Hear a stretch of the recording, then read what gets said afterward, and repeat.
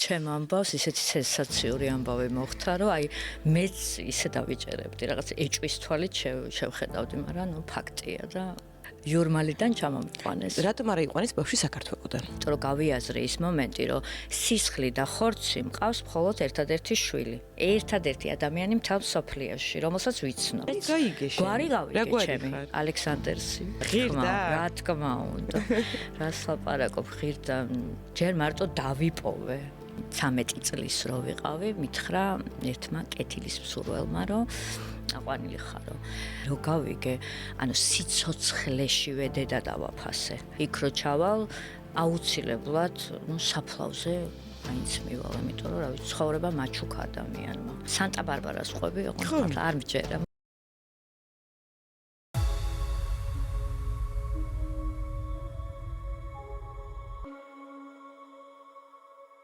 მოგესალმებით. თქვენ უყურებთ პოდკასტს ვეძებ. როდესაც ბიოლოგიური ოჯახის ძიება დავიწყე, რატომღაც ადამიანებს არ ესმოდათ, თუ როგორ შეიძლება ბიოლოგიური ნაცნობების გზები გადაიკვეთოს. მაგრამ ჩემდა გასაკვირად აღმოჩნდა, რომ ჩემი ბიძაშვილები იყვნენ ჩემი მეზობლები. და არ ვიცოდით, რომ ჩვენ ვიყავით ბიძაშვილები. როდესაც ვამბობ, რომ სისხლის გადაკვეთა შეიძლება მოხდეს და მარტო იმიტომ უნდა მოვწოდოთ ბიოლოგიური ოჯახი, რომ შვილები ინცეს ავარიდოთ, ცოტა ირონიულად მეყურებენ და მეუბნებიან, რომ საქართველო არ არის ისეთი პატარა, რომ ნათესავები ერთმანეთზე დაოჯახდნენ. თუმცა, არა მარტო საქართველო, არამედ მსოფლიოც არის ისეთი პატარა, რომ სხვა ქვეყანაში დაბადებული და სხვა ქვეყნიდან გაშვილებული ბიოლოგიური დები შეიძლება ერთ ქვეყანაში და ერთ ქალაქში აღმოჩნდნენ. დღევანდელი ისტორიის გმირები იმდენად უნიკალური ადამიანები არიან და იმდენად საოცარი ისტორია აქვს, რომ შეიძლება თქვენ არც კი დაიჯეროთ, რომ ეს სიმართლეა. თუმცა ეს ესეა და დღეს თათია თავად მოგვიყვება თავისი გაშვილების ისტორიას.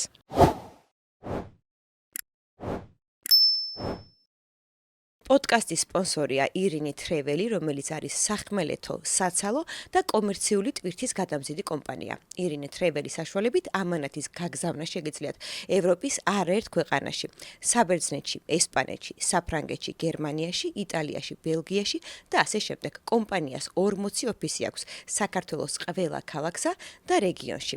შოპინგის მოყვარულებისთვის კი დაამატეს პლატფორმა, რომელსაც ქვია G-Line-G, რომლის საშუალებითაც შეძლებთ სასურველი ნივთის გამოწერას საბერძნეთიდან, ესპანეთიდან და ჩინეთიდან ყველაზე ბიუჯეტურად. ჩინეთიდან ფასი გახლავთ 12.5 ევროს ნაცვლად 9 евро, ხოლო საბერძნეთიდან და ესპანეთიდან 3 евро. ასევე ჩვენი პარტნიორია ქართულ-ებრაული ლაბორატორია MyLab, რომელიც კიბოს მსოფლიო დღესთან დაკავშირებით თებერვლის თვეში გთავაზობთ ონკომარკერებზე 20%-იან ფასდაკლებას. გახსოვდეთ, პრევენცია და ადრეული დიაგნოსტიკა გადამწყვეტია. MyLab აერთიანებს მაღალ ტექნოლოგიებს, სანდო კვლევებს და პაციენტზე ზრუნვის მაღალ სტანდარტს. ლაბორატორიის გამოსაძახებლად დარეკეთ მითითებულ ნომერზე.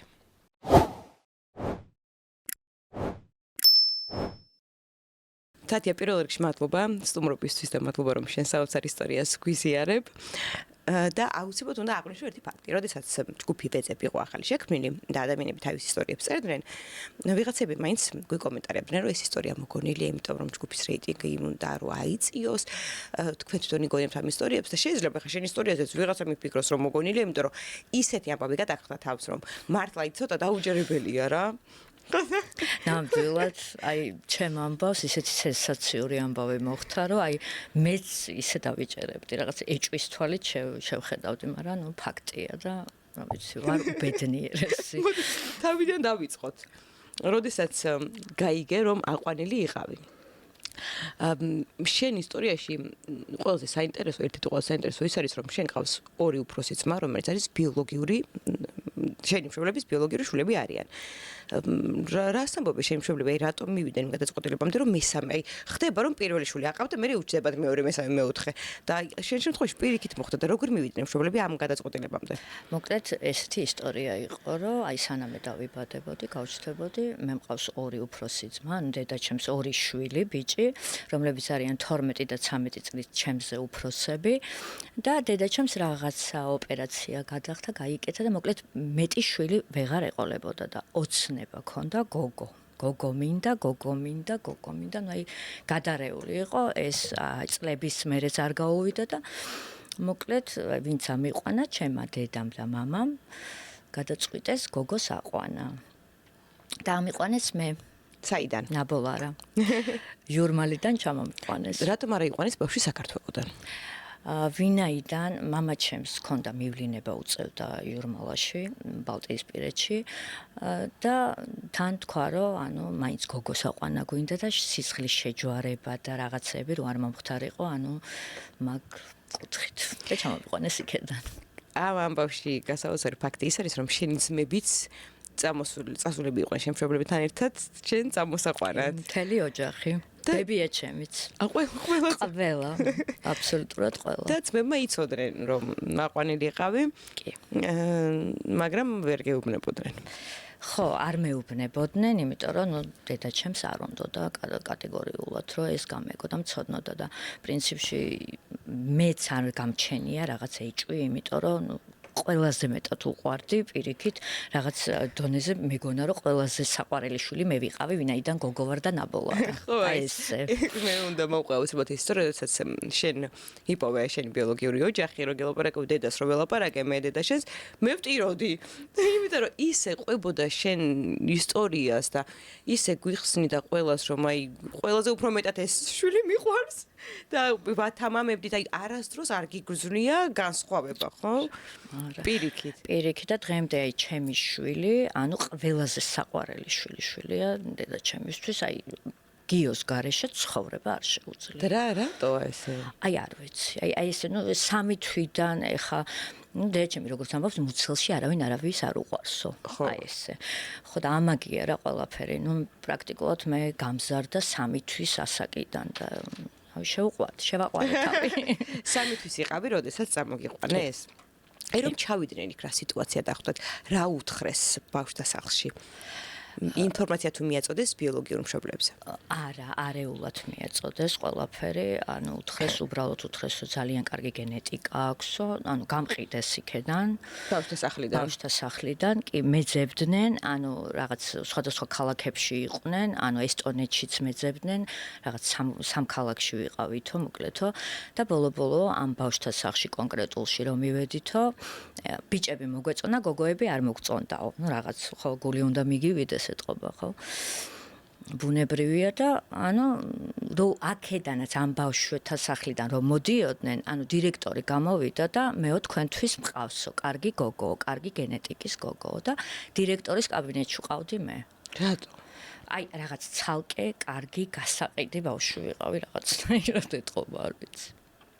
და აური ეს გზაკვალი უთხრეს, სხვა სახელი და გვარი დედასი და მამა და დედა გარდაიცვალა მშობიარობის დროს და რაღაც საერთოდ სხვა რაღაცები უთხრეს ჩემ შესახებ.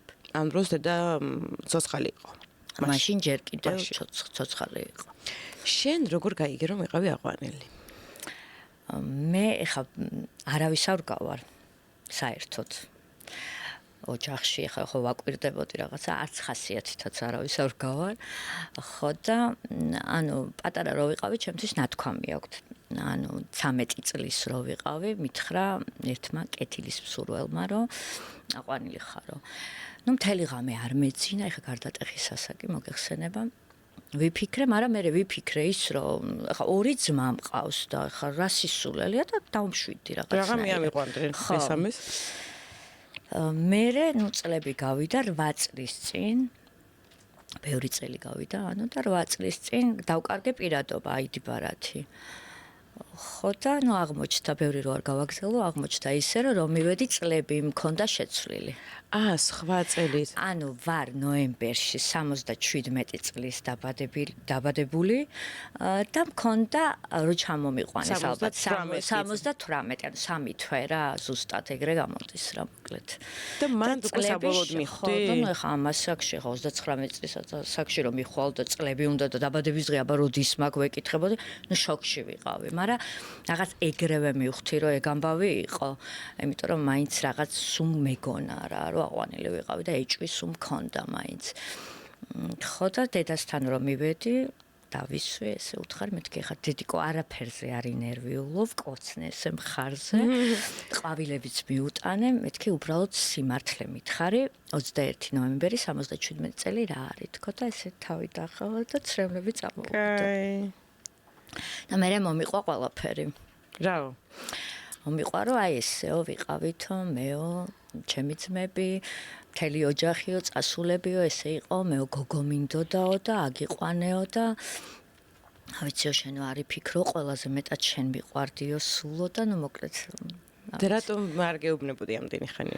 ხო აი მეც ეკითხვა მქონდა რომ აი ერთადერთი ის მწყინს თქო რომ აი რატო არას რითი დავიმსახურე ახლა აი ხა რო გავიგე სხვათა შორის თამონ აი რო გავიგე ანუ სიცოცხლეშივე დედა დავაფასე ხო სულ ამას ვამბობ აი სერიოზულად ვამბობ ეს სულ სხვა განცდა ახლა როგორ არ მიყვარდა დედაჩემი ხა ქვეყანას მერჩივნა დედა მაგრამ ანუ ჩხუბიც მქონდა შეკამათებაც რაღაცა პროტესტიც ნუ ბუნებრივია დედაა ხო მარა აი ეს რო გავიგე და რამხელა ამაგი აქვს ჩემ დამი და ჩემს აი ჩემთვის რეები აქვს გაკეთებული აი ისე დავაფასე რომ აი საშუალება რომ მქონდეს სიცოცხლეშივე ძეგლს დაუდგამდი სიამოვნებით აი სულ სხვანაირად ვეპყრობი ახლა იმედი მაქვს ახლა აღმზრდელი მშობლები გვისმენენ და მათთვის რაღაცა იოდნავ შვება იქნება და ბიძგი იქნება იმის რომ შვილებს სიმართლე უთხრან იმიტომ რომ მე სამწუხაროდ ვერ მოვესწარი ამას ვერ მოვესწარი დედაჩემის ისე დაფასება როგორც იმსახურებდა და ძალიან კარგია რომ შენ ეს ყველაფერი მის სიცოცხლეშივე კი მოვესწარი და გაიგე ნამდვილად ძმებმა რა გითხრეს რომ გაიგე ძმებს ძალიან გაუხარდათ რა თქმა უნდა ჩვენო სულ ვიცოდითო და მაგათ მომებოდიშნენ კიდევაც რომ აი რაღაც გვინდოდაო სუთქმა მაგრამ დედა არ უნდოდა და ვერ ვახტებოდითო რა თქმა უნდა ბუნებრივია და ვერ გეონებოდითო მაგრამ სულ ვეუბნებოდით დედასაცო რომ ეთქვაო იმიტომ რომ ნუ არ იმსახურებ და არ ხარ ისეთი ადამიანი რომ ეხლა რა უნდა გექნაო ხო ნუ ეხლა რაც ვქენი იმას ვიზავდი მაგრამ ნუ რაღაც დედის პოზიციაც რაღაცა დონეზე მესმის მიუხედავად ყველაფრისა რა მაინც როგორ დაიწყე ბიოლოგიური ოჯახის ძიება და შენი ოჯახი დაგეხმარა თუ არა ამ ყველაფერში არა ოჯახი არ დავხარები არა საერთოდ არავინ არ იცოდა უბრალოდ მე ძალიან მაინტერესებდა შენებმა არ იცოდნენ ძებნე რო დაიწყე არა არავინ არ იცოდა მოგიყვები ახლა ანუ რო გავიგე ეს აყვანილი რო ვარ და მე რო გავიგე ტესტის შესახებ ჩემმა მეგობარმა მითხრა რომ აი ესე ნუ მეგობრებს ვეუბნებოდი ბუნებრივია რომ მეთქი ძალიან მინდა ვინმეს პოვნა იმიტომ რომ გავიაზრე ის მომენტი რომ სისხლი და ხორცი მყავს მხოლოდ ერთადერთი შვილი ერთადერთი ადამიანი მთელ სოფლიოში რომელსაც ვიცნობ და ნუ მაინტერესებდა მინდოდა ვინმეს პოვნა აბა ვინმე თუ მეძებს და ნუ ბუნებრივია ესეთი ინტერესი მქონდა და ჩემ მეგობრებს ვეუბნებოდი რომ ძალიან მაინტერესებს თქო და მეგობარმა მირჩია რომ არის ვეძებ Facebook-ს გვერდი ვეძებ და იქ არის ესეთი ტესტები რომელიც ნუ აი გენეტიკას და ვინმეს თუ აქვს გაკეთებული ანუ აი ყველაფერი რა რომ აღმოაჩენ შევაგროვე ფული მოგმართეთ და ძალიან დიდი მადლობა ამისთვის გაიგეთ ტესტი ხარ მეგობრებთან ერთად და ტესტის პასუხი მოვიდა შენ ამ პასუხებს ვერ უყურებ და აჩვენებ მეგობრებს ეუბნები რომ ნახეთ ვინმე თუ მეძებს და აი ამ დროს რა ხდება მეთქი აი ერთი მაინც ხა ვიცოდი რომ ქართველი არავინ არ მეყოლებოდა გენეტიკურად ხო ხო და ეს ტესტის პასუხი რომ მოვიდა ხო ანუ ვინმე ერთი თუ მეძებს მეგობრებთან ერთად ვიყავი მე რომ მომევიდა მეილზე ეს პასუხი უკვე პასუხს ველოდებოდი და გადავეცი მეგობრებს რომ მეთქი წაიკითხეთ მე ვერც ვკითხულობდი არ შემეძლო იმიტომ რომ იმდენად ემოციურად რაღაცნაირად ვიყავ ხო და ნუ იმათ გაოგნებულები უყურებენ ამ ტესტს ანუ ბუნებრივია იმიტომ რომ ხა გენეტიკაში ერთმა ამომხედა ქართველი არავინ არ ყავს გოგოთ რაღაცა ნუ ანუ იქ გერმანია მთელი ევროპა მყავს თეთრში მოკლედ ეს რა ვიცი ბალტიისპირეთი და იტალია და რა ვიცი ყველაფერი ხო და ესა და ოღონდ უყურებენ და ნუ ეხა ისეთი სახეები აქვს შოკირებულები არიან იმიტომ რომ მიგდებს ნახევარ-დას ნინო მეზრიშვილს აი შოკი მე უყურებ რა ხდება მეძებ და ვინმე აი ესე მიქნევენ თავს არ მაძლევენ ამას ნუ ვერ მეუბნებიან ეხა ბუნებრივია რომ ეხა ისეთი შოკი აქვს თვითონაც რომ ვერ ხვდებიან ვერალაგებენ ნახევარ და ნინო მეზრიშვილი ახლა ეს იურმალადანი ხო ანუ და რო გადმომაწოდეს ეს ტესტი და აი ნუ არ ვიცი აი ვერ გადმოგცემთ ამ, აი ვერავინ ვერ გაიგებს ამ ემოციას. ეს უნდა გამოცადოს ადამიანმა. არ ვიცი, ბედნიერებაც იყო, შიშიც იყო, შოკი იყო უდიდესი, აი ცრემლები აქ მეკორებოდა, ესე მაკანკალებდა. უცბად მივხვდი და ისიც გავიაზრე, რომ ესე იგი ისიც აყვანილია და ისიც საქართველოშია ჩამოყვანილი და თბილისში, სხვა ოჯახში 5 წლით ჩემზე უფროსი. ნინო. ვიპოვედა. ეხლა ვინ არის ნინო და რა ისტორია აქვს ნინოს? მეორე მხრიდანაც რომ შევხედოთ ამ ყველაფერს. ნინოს აგრეთვე არის ჩამოყვანილი იურმალას ბავშვთა სახელიდან ოღონდ 5 წლით ადრე. ისიც ასევე თბილისში. ბატონო. რადგან ნინო დღეს სამწუხაროდ არ არის ჩვენთან ერთად, შენ მოგიწევს მისი ისტორიის მოყოლა. როგორ გაიგო რომ აყვანილი იყო? ძალიან მოკლედ რომ მოგვიყვე და როგორ დაიწყო ძებნა? ნინოც მოხდა გადასარევ ოჯახში, მაგას ვიტყვი აუცილებლად, იმიტომ რომ ეს ძალიან მნიშვნელოვანია. ხო და რო იყო 16 წლის ასაკში, რაღაცა მარტო იყო, რაღაცა 2 საათით სახლში თუ რაღაცა, ძალიან კაი ბები აყავდა დედაც, მოკლედ ამხსდელი. და იპოვა საბუთები, აყვანის საბუთი. და იქ, აი ყველაფერი საბუთი დღემდე აქვს შენახული, რომ ყველაფერი ეწერა, რომ ჩამოიყვანეს ამა და ამ ასაკში ესე და გაიგო ყველაფერი. მთელი ღამე არ მისულა სახლში, იმდენად ემოციურად ისე იყო და გაიაზრა ისიც, რომ არ უნდა უთხრა ამათ, მე უნდა ვიცოდე, კაი ადამიანობაზე მეტყველებს ხო ესეც, რომ გაითვალისწინა ის, რომ არა ნერვიულოს არის ხო და მოკლედ 16 წლის მერე ნინომაც იცოდა. როგორც კი გამოვიდა, ნინოს ჰქონდა 2 წლით ადრე, ჩემზე ადრე ტესტი გაკეთებული, იმიტომ რომ ისიც გაიგო რაღაც ბებიის ლაპარაკი, რომ მე ვიცი, რომ ამ მგონი ცოდვა ჩავიდინეს და ამას კიდე და-ძმა შეიძლება ყავდესო და ნინოს ჰქონდა უფროსი ხა უფროსი არ იქნებოდა ინფორმაცია თავის. ხო, ეგეთი რაღაცა ჰქონდა მოკლედ და აი ნინოს ჰქონდა სულ ეგ მომენტი, რომ უნდა ეპოვა თავის დედმამის შვილი.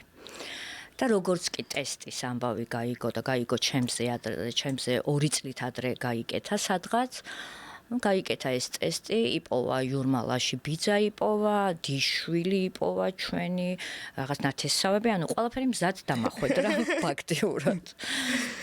ხო და ესე გაიკეთა მოკლედ ნინოს ტესტი. აი, შენ და ნინოს დაკავშირება როგორ მოხდა? როგორ მიწერე პირველად რა ემოცია ჰქონდა? რო გამოვიდა კონტაქტზე. ისევ ჩემ მეგობარს უთხარი, რომ იქვე იმ ტესტში არის მეილზე, რომ უნდა შეგიძლია დაეკონტაქტო. და აი მე ვერ კრებთი დაჟე, იმდენად განერვიულებული ვიყავი და ემოციურად რაღაცნაირად, სავსე ემოციებით.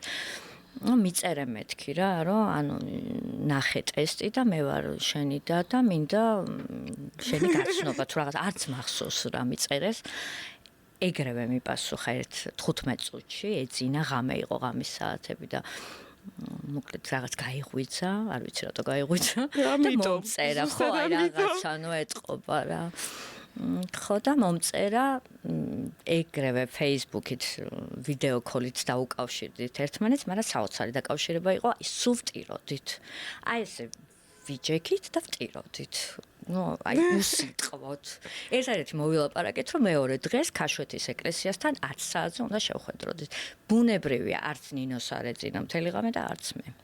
რო შეხვდით, იქაც ტიროდით? აი ჩავეხუტეთ ერთმანეთს და ესეთი ჩახუტება არასოდეს მქონია, ესეთი ცრემლი არასოდეს არ მქონია და ესეთი ემოცია არასოდეს არ მქონია. თან ძალიან გამიმართლა, რომ არის აი უაღრესად კარგი პიროვნება. ეგ ძალიან მნიშვნელოვანია. რა თქმა უნდა. აი ძალიან უმნიშვნელოვანესია და აი რაც დანაკლისი მქონდა მთელი ცხოვრება. მიუხედავად იმისა, რომ ფანტასტიკურ ოჯახში ვიყავი, მაინც რაღაც შინაგანად რაღაც დანაკლისს გრძნობდი და ხო, აი ამ გრძნობაზე მინდა რომ მე მიჭირს ახლა ამის ახსნა. კი, რაღაცნაირად ვცდილობ ხოლმე რომ გამოვხატო ის, რასაც აყვანილი ბავშვი გრძნობს, მაგრამ აი შენი სიტყვებით რომ აუხსნა, მაყურებელს რომელიც არ არის აყვანილი და რომელიც ვერ იგებს, რას ნიშნავს, აი რა შეგრძნება ეს ბავშვები და რაც მოყვება. აი ძალიან რთული ასახსნელია, მართლა ძალიან რთული ასახსნელია, იმიტომ რომ მეც ვერ ვხსნიდი, სანამ არ გავიგე და არ ვნახე ჩემი სისხლი და ხორცი, ჩემი ტიშვილები, ჩემი და ამას ვერ ვხსნიდი. მაგრამ სულ მქონდა რაღაც აი ორგანო გაკლია და რაღაც აი სუდანაკლის გრძნობა. მიუხედავად იმისა, რომ ფანტასტიკურად გამზარდა ის მე, არაფერი არ მაკლდა. არაფერი დანაკლისი არ მქონია და ვიყავი სრულიად სრულყოფილი ადამიანი და ძალიან კაი ბავშვობა მქონდა. მიუხედავად ამისა, ეხლა ვხსნი და ეხლა ვგრძნობ, რომ შევივსე. ანუ ის დანაკლისი შემევსო რა. ეს ალბათ გენეტიკის დონეზეა ეგ ყველაფერი, თამუნა მე ეგრე ვფიქრობ რა. გადის აქედან კიდევ 2 თვე. ამ ტესტს იკეთებს კიდევ ერთი ნათესავი. აი ამასაც მოგვიყევი. გადის ხო 2 თვე და მწერს მოკლედ აღმოვაჩინე მომდის შედეგი რომ მყავს ბიძაშვილი ალალი მამის მხრიდან. ეხა ნინო ხო დედის მხრიდან არის ჩემი და ის არის მამის მხრიდან, ანუ მამის ძმის შვილი, რომელიც ცხოვრობს ლონდონში. სტელა ქვია, ну რაღაც მომწერა ეგრევე რომ შენო ალბათ ჩემი ბიძაშვილი ხარ მამის მხრიდან რაღაცა, ну ვეკონტაქტეთ, რაღაც გავიგე მამის კვალიც. სამწუხაროდ არ ვიცი, იმიტომ რომ მასაც მამასთან არა აქვს კონტაქტი დაბადებიდან, რაღაც 2 წლიდან თუ რაღაცა, უბრალოდ რაღაც ინფორმაცია მომაწოდა მამაზე. გვარი გაიგე შენ. გვარი გავიგე ჩემი, ალექსანდერსი. ხო არ ვიცი. აი ბავშვობიდან მომწონს გოგოზე ალექსანდრა სახელი და რაღაცა ეთყობა, რაღაც შემევსო რა ეგეც რა. ხო და მოკლედ მამის კვალიც გავიგე და ძალიან იმედი მაქვს რომ ჩავალ ჟურნალაში, სადაც ცხოვრობდა, ანუ ეგეც გავიგე, გვარი ვიცი, ბიძაჩემის სახელი და რას ეძახდნენ, მეც სახელიც ვიცი და მგონია რომ მივაგდებ მამაჩემსაც იქ რო ჩავალ. და აუცილებლად ჩავალ. აუცილებლად. და იმედია რომ ცოცხალი დამხვდება. იმედია, დედაზე რა ინფორმაცია მიიღეთ? დედის მხრიდან სანათესაოც ხო დაგხვდათ ტესტში შენ მოდამაწყობებს დაგახვედრა უკვე მოძიებული ყველაფერი. მზად დამახვედრა ყველაფერი აბსოლუტურად. მოკლედ ბიძაჩემის თქმით, დედაჩემა ჩემზე რო იმშობიარა, ძალიან რთული ცხოვრება ქონდაო, ოჯახიდან გავდევნეთო, საერთოდ კონტაქტი არ ქონიაო. ანუ ბებიაშენი იყო ძალიან ისეთი მკაცრი ადამიანიო და დედაჩემა ანუ ქორწინების გარეშე გააჩინა ჩვენი უფროსი და იულია პირველი, რომელიც გარდაიცვალა. სანტა-ბარბარას ყვები იყო, არ მჯერა, მაგრამ ეგრე. სოფანი რთული გასაგებია, კარგად. რამდენჯერმე უნდა გადავახვიოს ეს პოდკასტი რომ გავიგოთ. ზუსტად. ხო, მოკლედ ანუ რო გააჩინა ის შვილი და გათხოვილი რო არ იყო, ის შვილი წაიყვანა ბებიამ, იმან გაზარდა და დედა საერთოდ გააგდო. და ყველას აუგრძალა მასთან კონტაქტი. ну მე არ ვიცი დედის ცხოვრება რა იყო, როგორ იყო, ну ფაქტი ის არის, რომ მე 77 წელს დავიბადე და ჩემს მერე 1 წელიწადში დედა ამანაც ძალიან იმოქმედა ჩემზე. დედა უპოვიათ თავი მოუკლია სახში. მეზობლებს უპოვიათ ესე. გარდაცვლილი მყავს. ბიზნეს ვეკითხები რომ მეთქი დედის ან საფლავი ხარ, ну კაცმა არ იცის იმასაც რა ცხოვრება ქონდა, ხო, ეხა ვერ გავკაი ვერ ვიტყვი ეხრე რომ ეგ საზიზღარი და ცუდია. არ ვიცი თვის რა შეემთხვევა და როგორ და რეალურად არ ვიცი რა შეემთხვევა იმ ადამიანს და რა პრობლემა ქონდა, რა ტრაგედია. მაგრამ ფაქტია რომ კაი ცხოვრებიდან ეხა თავს არ იკლავენ. ეგეც ფაქტია და ბიზნეს რო უკითხე რომ რაღაც საფლავი არ იციან სად არის. არ იციან. კი, მაგრამ მეზობლებმა ვინც იპოვეს არც აი არც აინტერესებს. შეიძლება არც ხო, არც უკეთ. მე მაინტერესებს. შენდას? ჩემთასაც უკვე აინტერესებს ჩემს მერე, იმიტომ რომ ნუ აუხსენი რომ კაცმა არ იცის ვის რა დაემართება და ეგება რა მოუვიდა და რა შეემთხვევა. მე მართლა მაინტერესებს და იქ რო ჩავალ აუცილებლად ნუ საფლავზე მაინც მივალ, იმიტომ რომ რა ვიცი, ცხოვრება მაჩუქა ადამიანმა და ჩემდასაც. მისამართზეც ხო უნდა მიხვიდე, სადაც ცხოვრობდა მეზობლები რომ გამოკითხო. ყველაფერს ძალიან მაინტერესებს და საერთოდ მემუარებს დავწერ, მე ყველაფერს რო გავიგე, ვიზდი ისტორია გადამხდა ცხოვრებაში. იურმალადან იყო დედა? კი. და მისი ნათესავები სადაც ცხოვრობენ? უბანი ვიცი, სადაც ცხოვრობდა და სადაც იპოვეს. და ისინი საცხოვრობენ ახლა ბიძაშვილი? ისინი ცხოვრობენ იურმალასთან ახლოს, რაღაც ქალაქგარეთ, რაღაც სოფელი არის და იქ არიან. ბებია ცოცხალია? ბებია არ არის ცოცხალი, 2009 წელს გარდაიცვალა. და თქვენ შესახებ იცოდნენ? ქონდათ არა. არა. საერთოდ არაფერი არ იცოდნენ. ну ერთადერთი რაც ვიცით ამ შემთხვევაში არის ის რომ ჯერ შენი დაამოხდა ბავშვთა სახლში და შემდგომ უკვე შენ. არის შანსი რომ კიდევ კი. მაგრამ მგონია რომ არ არის გამორიცხული, რა ვიცი. აი მე უკვე აღარაფერი არ გამიკვირდება ამ ცხოვრებაში, ოღონდ მართლა, მაგრამ რა ვიცი, ემოციურად ძალიან რთულიც არის, თან ბედნიერიც ვარ, თან რაღაცნაირად, რა ვიცი, ცხოვრება შემეცვალა. საერთოდ შემეცვალა, საერთოდ სხვა გეგმები მაქვს და უკეთესობისკენ? კი. კი, რა თქმა უნდა. რას ლაპარაკობ, ღირდა, ჯერ მარტო დავიპოვე. ხო. ეს ისეთი სხვა რაღაცა, იმდენად აი სხვანაირად ვართ ერთმანეთში, აი დღეში ორჯერ ვარ ველაპარაკოთ, თუ არ ვნახავთ ერთმანეთს, ხო გამორიცხულია, ანუ ისეთი კაი კონტაქტი, კაი ურთიერთობა გვაქვს, რაღაც აი ძალიან გემრიელად ვარ, მართლა. შენი ძმები რას ამბობენ შენდაზე? ძალიან მოწონთ. ხო, ცოტა ეჭვიანობის სხვა რაღაც მომენტი ხო არა? არა, ეჭვიანობის მომენტი არა აქვს, მაგრამ აი რაღაც ჩემს ძმას ცოტა ის მომენტი ქონდა, რომ ეხლა მე შენი ძმა აღარ ვარო, აი ქონია ეჭვიანობა. ну რას ლაპარაკო პირიქით. ჩემი ძმა ყოველთვის, ჩემი ძმები ყოველთვის ჩემი ძმები იქნებიან და სიკვდილამდე ჩემი ოჯახი ეს არის.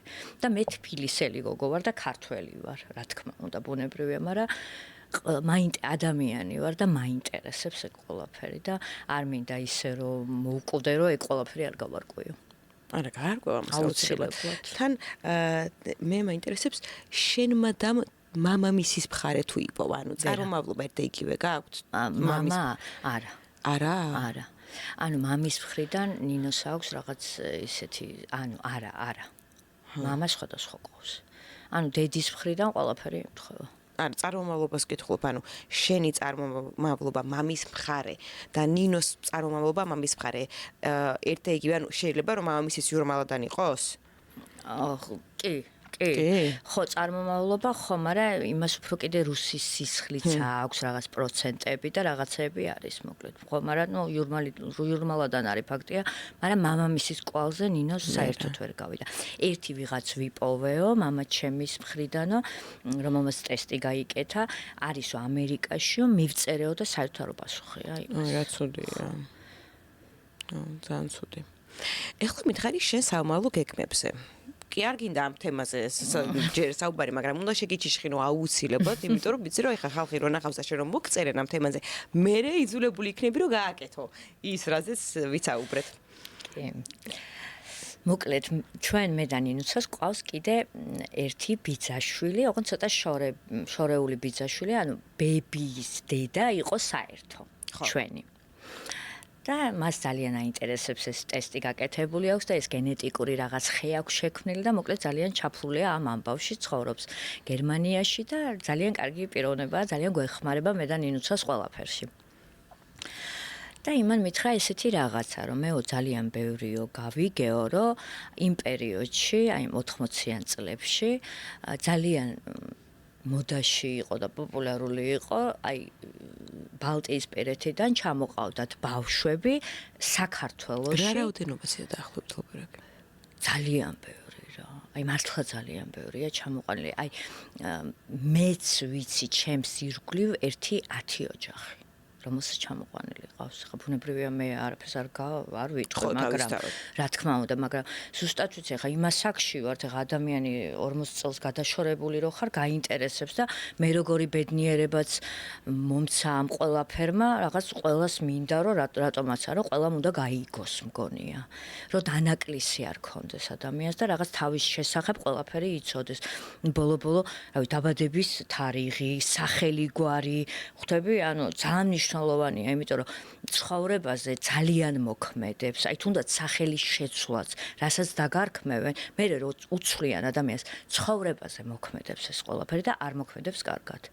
და რა ვიცი, იმან შემომთავაზა, რომ აი გააკეთეო, რაღაც შექმენიო, რაღაც ჯგუფიო და დაეხმარეო ადამიანებს ბიოლოგიური ოჯახების მოძიებაშიო და ხო, სიამოვნებით გეგმაში მაქვს ეგ და ალბათ გავაკეთებ. ესე იგი, თათიას აქვს გეგმაში, რომ გააკეთოს ჯგუფი და რა თქმა უნდა, ჩვენი ჯგუფი ყველანაირად მხარს დაუჭერს და იმ ხალხს, ასე ვთქვათ, შენ მოგიგზავნით და მოგიმისამართებთ, რომლებიც ეძებენ ბალტიისპირეთში ბიოლოგიურ მშობლებს, მას აქვს სურვილი, რომ გზა გაუყვალოს ბალტიისპირეთის ქვეყნებიდან ჩამოყვანილ ბავშვებს.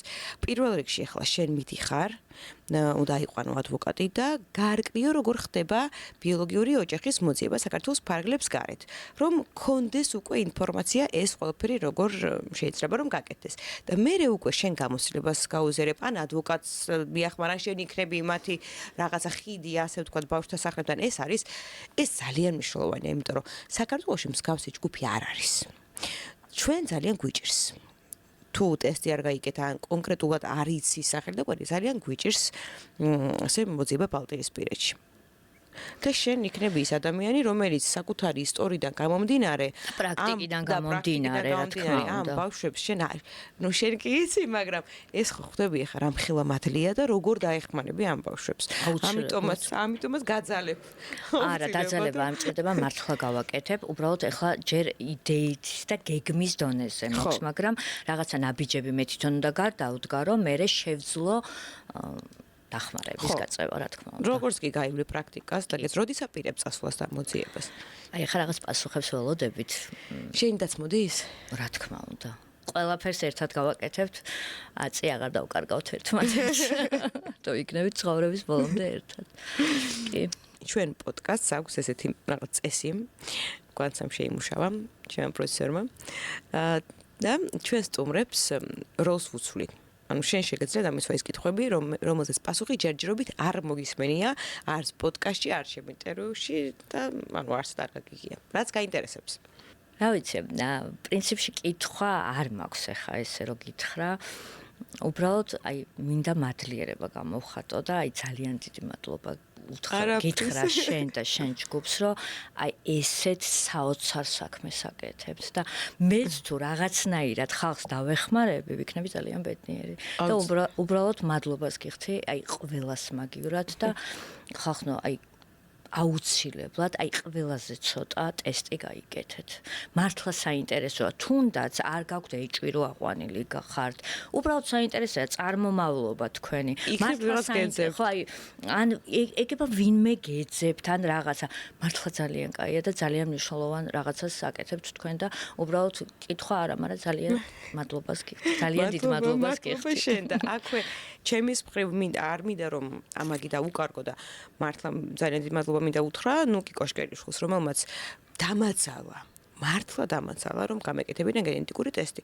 მე როდესაც დავიწყე ძებნა, მან დამირეკა და მითხრა, რომ ესეთი ტესტი არსებობს ამერიკაში, რომელიც აჩვენებს მსოფლიო მასშტაბით ყველა ნათესავს, ვისაც გაკეთებული აქვს, გიჩვენებს წარმომავლობას და გაიკეთე, რა იცი, იქნებ გეძებენ.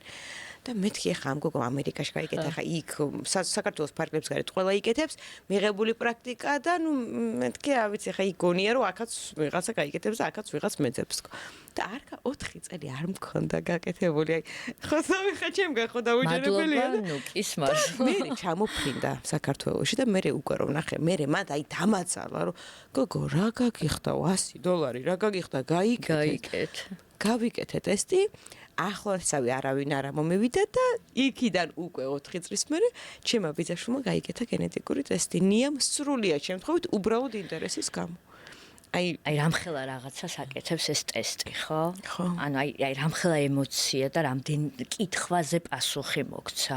აი უბრალოდ აი დარწმუნებული ვარ. სულიერი სიმშვიდე კიდე სხვანაირი მდგომარეობა. კომფორტულად რო ხარ შენ თავთან და რაღაც ძალიან ბევრ კითხვაზე რო გაგეცემა პასუხი თავისთავად, რო დაგილაგდება. ავი ძალიან მნიშვნელოვანია და მადლობას ნუკის რა თქმა უნდა და ავი კითხვა ახლა არ მაქვს შენთან, იმიტომ რომ ზუსტად ვიცი რა ემოციები ქონდა შენს, რაღაც რაც შენს გამოიარე. ხო და რაღაც ერთნაირად ვართ მოკლედ. კარგი, მადლობა შენ ძალიან დიდი სტუმრობისთვის და თქვენ ძალიან დიდი მადლობა ყურადღებისთვის, რამდენიმე დღით დაგემშვიდობებით.